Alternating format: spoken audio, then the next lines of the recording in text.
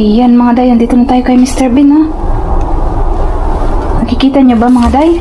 Ang daming karne. Sabi ko na basta first week ng buwan, ayan, nagtatapon na sila, nagpapalit na sila ng mga stock nila. Kaya yung mga nasa ref nila, tinatapon nila. Tapos isang buong manok. Ano to? Ay, wow! Wow, mga day! Ano naman mga day ko? Ano mga day? Mga steak ko! Mga steak! Nakikita niyo ba yan? Ano? Beef from steak. Ako, nakakasya mga kanilang tinapon, mga day. Natapon na, oh. Ang gaganda mga day, oh. Ayan na yan, mga day. Ang ating mga harbat ngayong gabi. Ayan, so ito yung salad. Ang dami niyan mga day, talagang sobrang dami. Puno yung isang Mr. Bean. Ganyan, kumuha ko ng ganyan salad mix. May mga carrots na siya, tsaka green, repolyo, mix na. Tapos itong isa, ano siya, spinach ba? Ayan o, ganyan.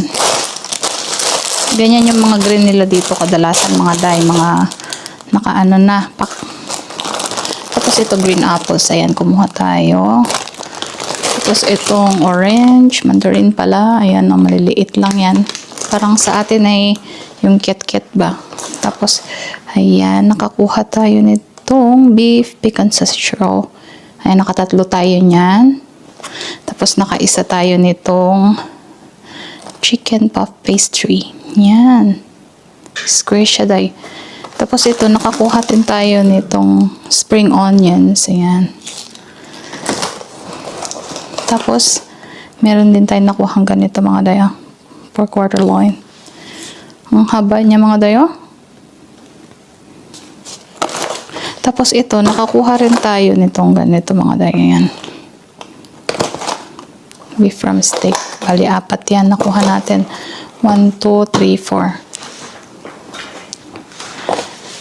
Tapos, ito, nakakuha tayo nito mga dayo. Yan, init na lang yan. Nakatatlo tayo niyan. Ay, hindi 4 pala. Ito pa pala yung isa niya, oh. Ayan, so, nakalima pala tayo. Ayan, ayun pa, oh. 3, 4, 5. Yan, nakalima tayo niyan. Tapos, isang ganun. Parehas din niya, pero ibang